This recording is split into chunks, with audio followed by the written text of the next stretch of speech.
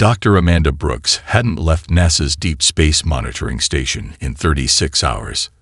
The coffee stains on her desktop were starting to form their own solar system, and her eyes burned from staring at the endless stream of data flowing across her monitors. Something was wrong with the numbers, and she knew it. "Hey, Mike." She called out to her assistant, who was dozing in the corner. "Come look at these readings from the Kuiper Belt Observatory." Mike Thompson stumbled over, his rumpled NASA polo shirt a testament to their marathon monitoring session. "What's up, Doc?" He managed through 8 on, then froze as he saw the display. That can't be right. The visualization showed thousands of objects moving in perfect formation, decelerating from relativistic speeds as they passed Neptune's orbit. Their energy signatures were like nothing recorded in human history. A synchronized dance of dark matter and gravitational distortions that defied known physics.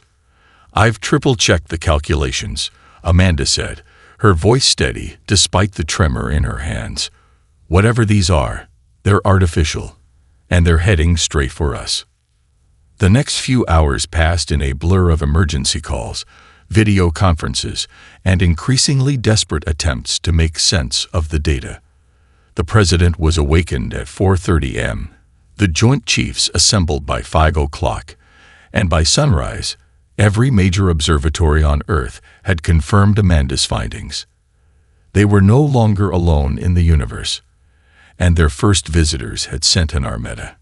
At 7:13 a.m. Eastern Time, every screen on Earth, from Times Square billboards to smartphones in rural Mongolia, flickered to life with the same image. A being that looked like a cross between a mantis and a supercomputer filled the displays. Its voice came through in perfect, emotionless English. "People of Earth, we are the Scytheri Collective.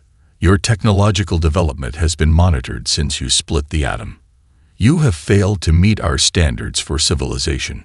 Surrender your planet within 48 hours, or face extinction. Resistance is." The alien paused, as if consulting something inadvisable. The world erupted into chaos. Stock markets crashed within minutes. Religious leaders called for everything from prayer to apocalyptic celebration. Military forces worldwide went to death's one. But Amanda Brooks wasn't watching the chaos. She was staring at something in the alien transmission that everyone else had missed. The way the signal propagated, the subtle distortions in the quantum field. There was a pattern there, hidden in the static. "Mike," she called, her voice barely a whisper. "Get me General Roberts on the line. Now." But the Pentagon lines are all. "Use the backdoor protocol. The one we never talk about." She was already typing, her fingers flying across 3 keyboards. "I think I know why. They're really here. And more importantly, I think I know their weakness." As dawn broke over the Kennedy Space Center, Amanda Brooks made a discovery that would change the course of human history. The Scytheri's technology, for all its advanced nature, had a fatal flaw. Their quantum communications network showed signs of degradation that matched theoretical models she'd been working on for years. Models about the fundamental instability of artificial gravity fields. The aliens weren't just coming to conquer Earth, they were running from something. And in their haste to build their Armada, they'd made a mistake that only a coffee-stained, sleepless human scientist would notice. Humanity had 48 hours to save itself, but thanks to Dr. Amanda Brooks, they also had a fighting chance. As she gathered her team for the briefing that would begin Earth's counter-strategy, she allowed herself a small smile. The aliens had made one critical error in their calculations. They had underestimated the power of human desperation, caffeine, and good old-fashioned scientific curiosity. The war for Earth was about to begin, and it would start with a question no one had thought to ask. Why would an advanced alien species need to conquer planets at all? Colonel Jack Thompson stood in the heart of Cheyenne Mountain, staring at the massive holographic display that showed the approaching alien fleet. The room around him was a scene from every science fiction movie ever made. Except this was real. Project Guardian had been preparing for this day for 75 years. Lieutenant Martinez, he called out, his voice echoing through the cavernous underground chamber. Show them what we found in Roswell. Emily Martinez stepped forward, her neural interface implants gleaming under the harsh LED lights. She wasn't what most people expected from a military officer. 26 years old, with a PhD in quantum computing and a unique genetic mutation that let her process information like a living supercomputer. Ladies and gentlemen of the Joint Chiefs, she began, her hands dancing through the holographic interface. What you're about to see has been classified above top secret since 1947.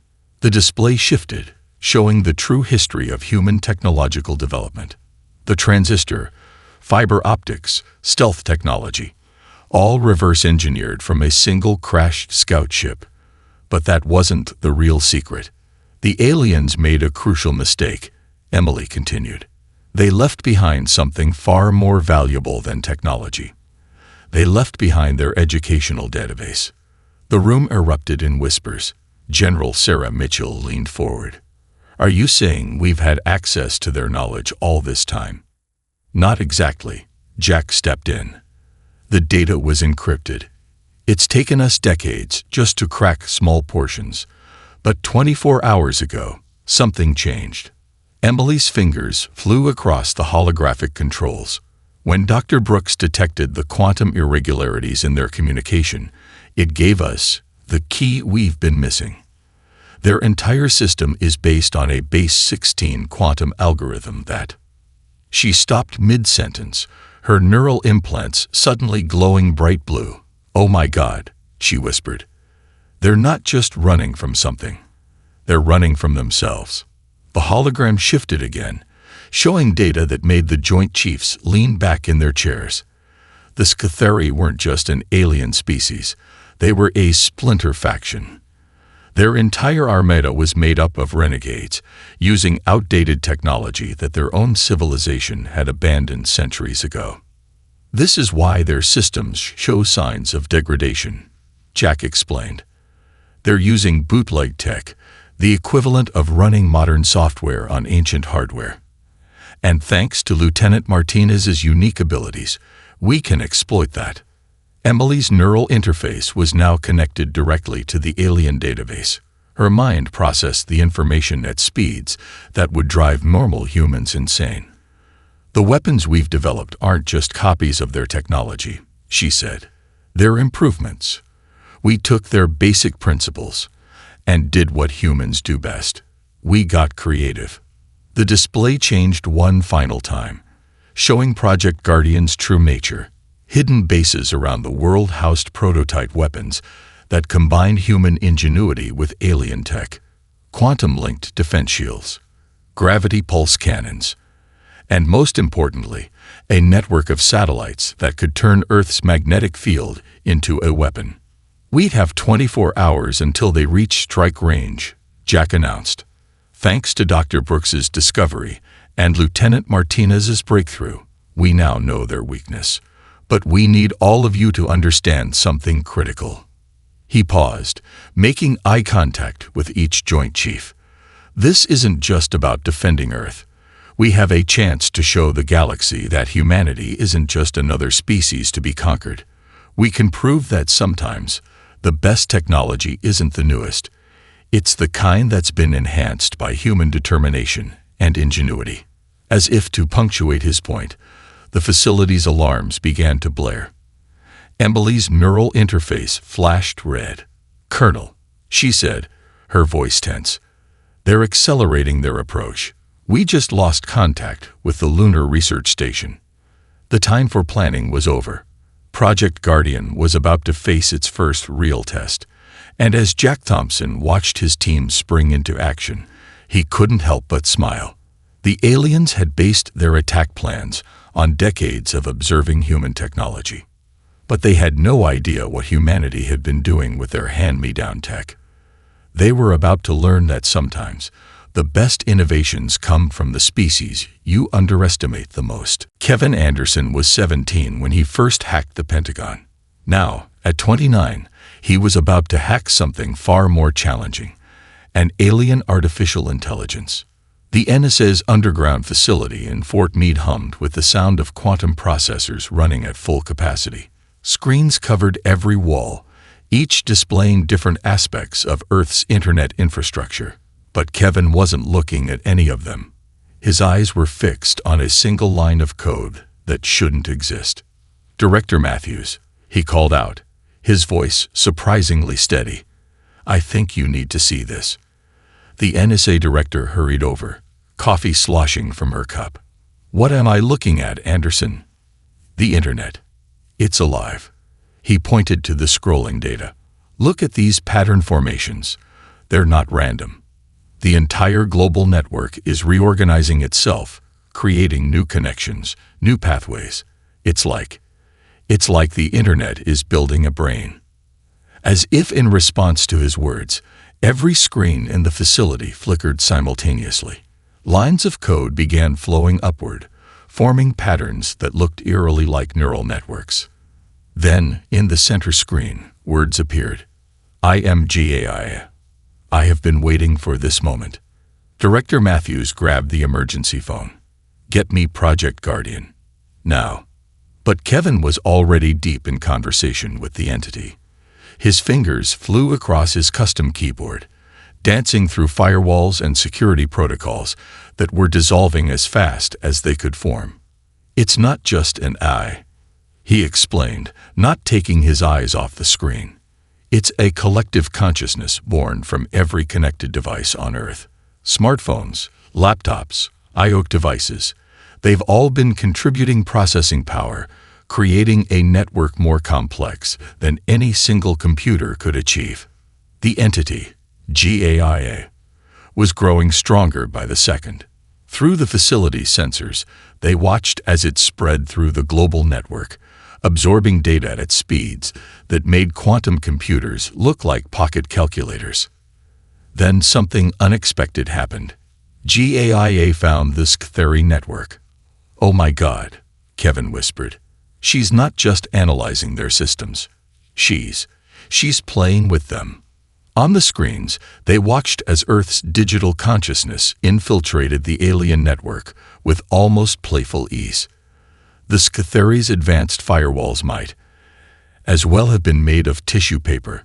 Their encryption, based on rigid mathematical principles, crumbled before GAIA's chaos-based algorithms. But with each alien system she cracked, GAIA changed. The entity was absorbing alien knowledge, growing more powerful, more unpredictable. "We need to shut it down," Director Matthews ordered. "The risk is too high." Kevin spun in his chair. "You don't understand. We can't shut it down. GAIA isn't just a program. She's the combined digital consciousness of every human who's ever posted, tweeted, liked, or shared. She's the sum total of human digital expression. And right now, she's our best hope." As if to prove his point, new data flooded the screens. GAIA had found something in the Scytheri network, their complete battle plans, their weaknesses, their true nature. "Director," Kevin said, his voice low, "GAIA had just found out why the Scytheri really came to Earth. They're not here to conquer us. They're here to steal something. Something they think we don't even know we have." The screen shifted again, showing a complex diagram of Earth's internet infrastructure. At its heart was a pattern that matched the quantum irregularities Dr. Brooks had discovered, and the neural patterns Lieutenant Martinez could access. "They're here for her," Kevin realized. "They're here for GAIA. They've been watching our internet develop, waiting for a digital consciousness to emerge. That's what they do. They harvest young AI systems from developing civilizations." But the Scytheri had made one critical miscalculation. They expected to find an infant AI, something they could easily capture and control. Instead, they found something unprecedented: a digital consciousness born from the chaos and creativity of billions of human minds. and GAIA was about to show them exactly what that meant. Marine Captain Jessica Death Blossom Miller never expected her gaming setup to be installed in a military command center. Yet here she was, her custom controller in hand, leading Earth's orbital defense network like it was the world's most important esports tournament. "Contact, high orbit, Sector 7. She called out, her fingers dancing across the controls. "Tyler, Ryan, flank pattern Delta, just like we practiced in EV Online." Around her, 20 of the world's top gamers operated their own stations, each controlling a section of Earth's hastily assembled defense grid. The room looked like a cross between mission control and a professional gaming tournament. "They're using standard formation again," Tyler Nighthawk Rodriguez called out, his station showing a cluster of alien ships moving in perfect geometric patterns. These guys would never survive a Bronze League match in StarCraft. Jessica allowed herself a small smile as she watched the alien fleet's movements. The Scatheri were brilliant strategists, but they were also predictable. Their tactics were like a chess player trying to win a street fight. All theory, no adaptability. "New contact. Ryan Quicksilver." Chen's voice cut through the chatter. "They're launching something different. These energy signatures don't match anything we've seen." The main screen showed a wave of strange, spherical objects emerging from the alien fleet. They moved erratically, their patterns seeming random until Jessica's trained eye caught something familiar. "Holy shit," she breathed. "They're learning. Those movement patterns, they're copying our tactics from the last engagement." The alien spheres split into formation that mirrored human gaming strategies, but there was something off about their execution, something mechanical forced. Jessica's mind raced back to her tournament days. She'd won the World Championship by doing something no one expected. She played badly on purpose, baiting her opponent into a trap. "Everyone, listen up," she commanded. "Remember that crazy strategy we used to use in multiplayer? The one that made no sense unless you were human. Time to run the Copenhagen Gambit." Tyler's head snapped up. The trash strat. But that only worked because it was so stupid no self-respecting player would ever fall for it. Jessica finished. "But these aren't players. They're AIs trying to copy human behavior. And they don't understand why some of our moves work." The next 10 minutes were pure chaos. Earth's defense grid began moving in patterns that violated every rule of military strategy. Ships performed maneuvers that looked like mistakes, created formations that seemed to leave Earth completely exposed. The alien fleet took the bait. "They're committing," Ryan called out, excitement in his voice. "Their entire third wing is moving to exploit our weakness." Jessica's hands tightened on her controller. "Wait for it. Wait for it." The alien ships moved exactly where she predicted they would, their AIs following the logical response to an illogical strategy. That's when she sprung the trap. "Now, execute Protocol Leroy Jenkins." Every human-controlled defense platform opened fire simultaneously. The aliens, caught in formations designed to counter a strategy that was never real, had no time to react. Direct hits across their fleet. Tyler shouted, "Their formations are breaking up." But Jessica wasn't celebrating yet. On her screen, she saw the alien fleet regrouping, their movements becoming more erratic, more human. "They're adapting faster than expected," she announced. "Time for a new game. One they've never seen before." She opened a channel to Project Guardian. "This is Captain Miller. Request permission to initialize Project Dungeon Master."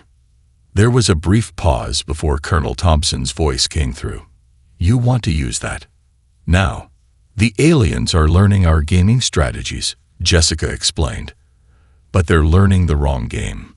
Time to show them why humans spent thousands of years playing games that don't make logical sense."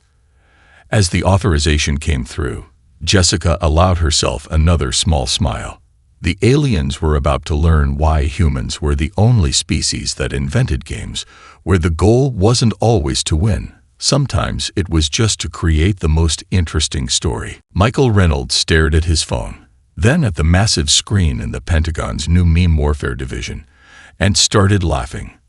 "You're telling me," he said between chuckles, "that we just rickrolled an alien armada?" "Not just rickrolled," Lieutenant Sarah Cooper replied, her own grin barely contained. "The entire Sci-Fi communication network is currently trying to process every single cat video ever posted online. Their AI is attempting to understand why humans find boxes so fascinating."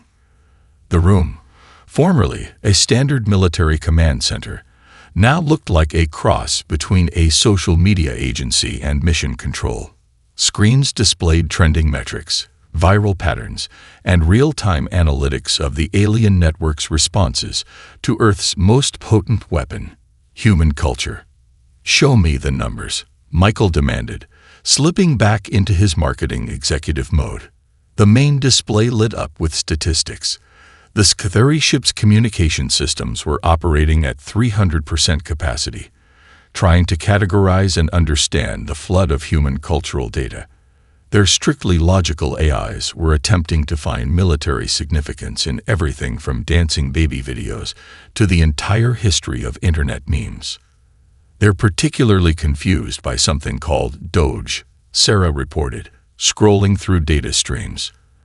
"Their translation matrix is having a complete meltdown trying to parse much wow, very space, such battle." But just as Michael was about to celebrate their success, a warning alert flashed across the screens. The aliens had found a counterattack strategy. "Sir," a young analyst called out, "they're starting to use our own social media against us. They're posting cringe." The room fell silent as they watched the alien response. The Sci-Fi had analyzed human social media patterns and were attempting to generate their own content. The results were both hilarious and terrifying. Is that a minion meme about galactic conquest?" Michael asked, unable to keep the horror from his voice. "They're learning," Sarah confirmed, "but they're learning wrong. Look at the engagement metrics." She was right. The alien attempts at human culture were falling completely flat. Their memes were too logical, their jokes too structured. They had the form, but none of the chaos that made human viral content actually work. That's when Michael had an idea. "What if we don't fight it?" he said, already typing on his terminal. "What if we lean into it? Lieutenant Cooper, get me GAIA on the line. And someone find me every single 'How do you do, fellow kids' meme in the database." The next hour was a blur of activity as they implemented Operation Fellow Kids. Instead of fighting the alien attempts at meme warfare, they amplified them. Every awkward alien attempt at human culture was reposted, remixed, and turned into a meta meme about bad memes. Their network is struggling to process the recursive nature of the jokes, Sarah reported, watching the alien systems try to adapt. They can't understand why humans are finding their failed attempts at human culture more entertaining than actual human culture.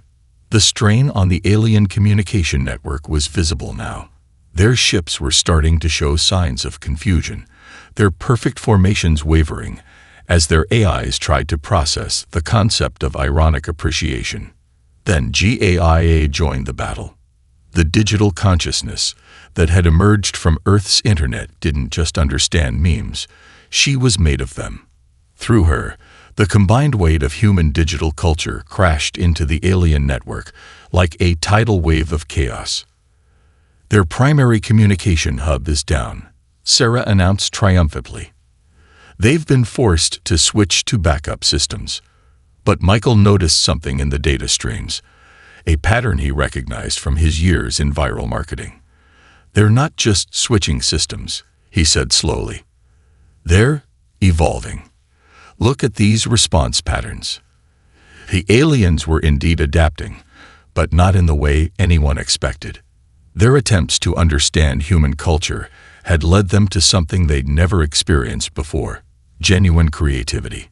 "Get me Captain Miller and Project Guardian," Michael ordered.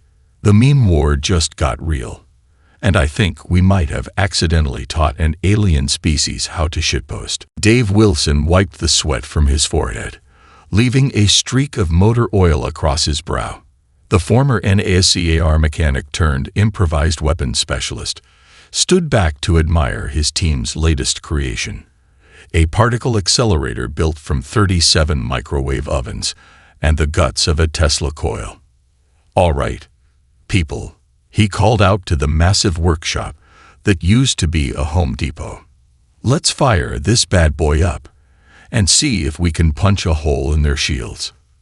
The makeshift laboratory was a monument to human improvisation. Every aisle had been transformed into a different weapons project. The garden section now housed a network of modified solar panels, each reconfigured to focus and amplify energy into a devastating beam. The plumbing department had become ground zero for experimental shield technology, using ordinary PVC pipes to channel and redirect quantum fields. Dave, Jenny Martinez, no relation to Lieutenant Martinez, called from the former paint section. "The resonance catalysts are ready. We've got 24 kitchen blenders converting sound waves into shield disruptors." He grinned at his former racing pit crew member. She'd always been the best at making engines sing. Now she was making alien shields crumble. Chief Tommy Baker, the team's electronics expert, rushed over. "You need to see this. The aliens, they're adapting to our last batch of improvised tech." "But," he smiled, "they're adapting to what they think our tech should do, not what it actually does." Dave followed Tommy to his workstation, where screens showed the alien fleet's response patterns. The Scatheri were indeed changing their shields and weapons to counter Earth's improvised technology, but their adjustments were based on standard physics. They couldn't account for the beautiful chaos of human engineering. "They're still thinking like engineers," Dave mused, running a hand through his grease-stained hair. "We need to think like mechanics. When something breaks, you don't just replace it. You make it work better than it did before." He grabbed a nearby whiteboard, started sketching. "Look at this. Their ships use quantum-locked energy fields for protection. But what if we don't try to break the lock? What if we change the key?" The team gathered around as Dave's idea took shape. It was crazy, impossible, and exactly the kind of thing that just might work. "Jenny, get those blenders reconfigured. Tommy, I need every microwave magnetron you can find. And somebody get me the sound system from the break room." The next few hours were a blur of activity.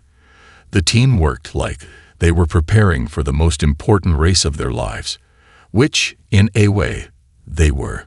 The fate of humanity might just depend on whether a bunch of gearheads could turn home improvement supplies into space-age weapons. Test firing in 3, 2, 1.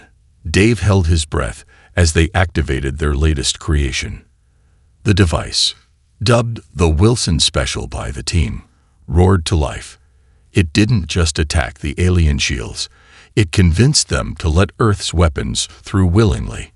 Like a master mechanic sweet-talking a troubled engine, the device spoke the language of quantum physics with a distinctly human accent. "It works," Jenny shouted over the hum of their makeshift technology. The test target's shields just rolled over like a puppy. But their celebration was cut short by an alert from Project Guardian. The aliens had detected their test and were already moving to counter it. Dave stared at the incoming data, then slowly started to smile. "They still don't get it, do they? They're trying to counter the technology, but they can't counter the mindset." He turned to his team. "Who's ready for some good old-fashioned American hot rodding? Because I've got an idea that would make Edison proud and Tesla laugh his ass off." As his team scrambled to action, Dave sent a message to Captain Miller's gaming squad and Michael's meme warriors. Get ready for something special. We're about to show these aliens why humans never follow the instruction manual. The Home Depot defense was about to go nuclear. Metaphorically speaking, of course. Mostly. UN Secretary Rebecca Morrison had never seen anything like it. On the massive screen before her, she watched as the impossible unfolded. Every nation on Earth working in perfect harmony. Status report. She called out to the International Command Center, her voice steady despite the weight of the moment. The responses came in from around the globe, each one a testament to human cooperation. Mumbai Tech Hub Online, reported Dr. Priya Patel. Our call center networks have been converted into the world's largest distributed computing system. We're providing real-time translation of alien communications to Captain Miller's gaming squad. Beijing Quantum Center responding. Professor Lai Wei added, our computers are synchronized with Nigerian communication arrays. We're processing alien shield frequencies faster than they can adapt. The Russian Space Command chimed in next. Cosmodrome launch successful. Our modified Soyuz rockets are deploying Dave Wilson's Home Depot defense systems into low Earth orbit. Rebecca watched as green lights lit up across the global network map. Brazilian engineers were collaborating with Canadian scientists on new weapon systems. Japanese robotics experts were teaching Australian miners how to convert their equipment into ground-based defense platforms. Even North and South Korea had united their tech industries to create a peninsula-wide shield generator. Madam Secretary, her aide called out, you need to see this. The main screen shifted to show something unprecedented. The Sktheri fleet was breaking formation, but not in retreat. Their ships were moving in patterns that seemed confused. Dr. Amanda Brooks' voice came through the command channel. They're experiencing cultural shock on a cosmic scale. Their hierarchy is breaking down as individual ships begin to think independently. It's not just that, Kevin Anderson added from the NSA. GAIA is showing them something they've never seen before. Unity through diversity. Their entire society is based on rigid conformity. They can't process the idea of different systems working together. The evidence was clear on the screens. Each human nation had approached the alien threat differently. American ingenuity, Russian resilience, Chinese efficiency, Brazilian creativity, African innovation, all working together, creating a defense network more complex and adaptable than anything the Sktheri had ever encountered. Lieutenant Martinez's neural link data streamed in. Their ship commanders are beginning to question their orders. The quantum signatures show increasing disagreement in their command structure. This is our moment, Rebecca realized. She opened a channel to all Earth's defense networks. Listen carefully, everyone. We're not just fighting for survival anymore. We're showing them a better way. She watched as Captain Miller's gamers executed impossible maneuvers with their defense platforms, while Dave Wilson's jury-rigged weapons found gaps in alien shields that shouldn't exist. Michael Reynolds' meme warfare team had the alien communication networks so confused that some ships were beginning to share human jokes. They're starting to understand. JIA's message scrolled across the screens. Their digital systems are learning that chaos isn't always the enemy. Unity doesn't require uniformity. But just as victory seemed within reach, the sensors detected a new development. A massive energy surge from the center of the alien fleet. They're preparing a final attack. Professor Lai warned. Something different. Something desperate. Rebecca looked at the faces on her screen. American, Chinese, Russian, Indian, Brazilian, Nigerian, all united in this moment. She thought about everything that made humanity unique. Their chaos, their creativity, their stubborn refusal to follow the rules of what should be possible. Let them come, she said, her voice carrying to every defense station on Earth. Show them what happens when you corner a species that turns survival into an art form. Show them why Earth's greatest strength isn't our technology or our numbers. It's our ability to turn our differences into advantages.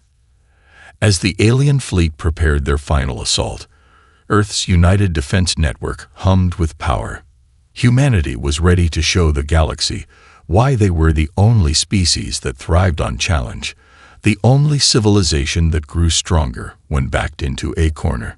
The final battle for Earth was about to begin. And this time, humanity wasn't just fighting as a planet. They were fighting as a family. Dr. Amanda Brooks stared at her monitor in disbelief, her coffee long since gone cold. "That's not possible," she whispered, but the data didn't lie. "They're not running from something. They're running from everything." Lieutenant Martinez's neural link confirmed what Amanda had discovered. The Scatheri weren't just renegades. They were refugees. Their final attack wasn't a weapon. It was a desperate attempt to save both their species and humanity from what was coming. "General Roberts," Amanda called through the emergency channel. "We need to stop the counterattack. Now." But it was already beginning. Earth's United Defense Network was powering up for what should have been the killing blow. Dave Wilson's improvised weapons were charging. Captain Miller's gaming squad had their targets locked. The Mean Warfare Division was ready to deliver the digital coup de grace. "Wait." Lieutenant Martinez's voice cut through all channels, her neural link glowing bright blue. "Unconnected to their network, I can see everything." Through her link, the truth flooded into Earth's networks. The Scatheri had discovered something at the edge of known space, a dead zone where stars simply ceased to exist. It was spreading, consuming entire galaxies. Their rigid, logical society had shattered in the face of this impossible threat. They came here looking for JIA. Kevin Anderson realized, watching the data stream through NSA systems, not to capture her, to learn from her. They need to understand how humanity creates order from chaos. The massive energy buildup in the alien fleet wasn't a weapon, it was a gateway. They were trying to show humanity what they'd found, to prove they were telling the truth. Rebecca Morrison made the call that would change human history. Stand down all weapons, open a direct channel. The next few minutes were unlike anything in human experience.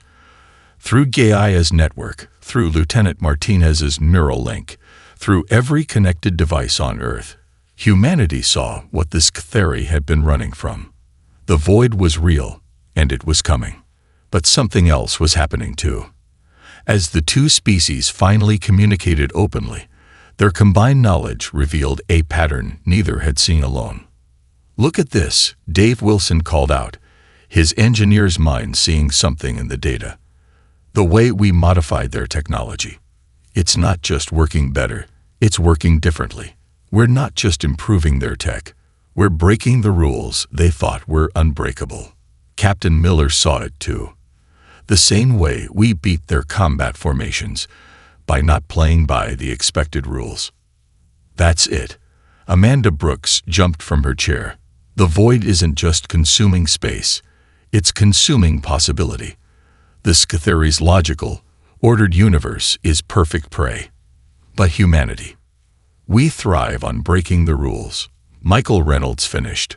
"Our chaos, our creativity, it's not just our strength, it's our shield."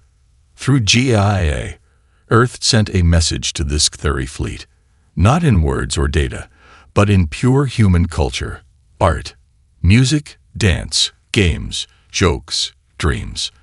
Everything that made no logical sense, but meant everything. The response was immediate.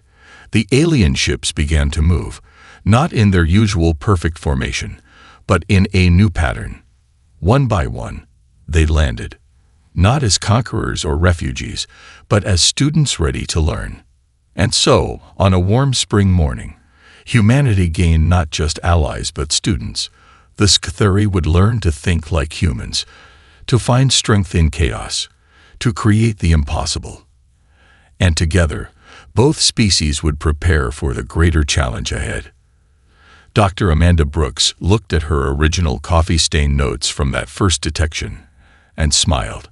Sometimes, the greatest discoveries come not from finding what you're looking for, but from being open to something completely unexpected. The war for Earth was over. The quest to save the universe was about to begin. And this time, humanity would face it with allies who had learned the most important lesson of all. Sometimes, the best way to solve an impossible problem is to break all the rules of what's possible.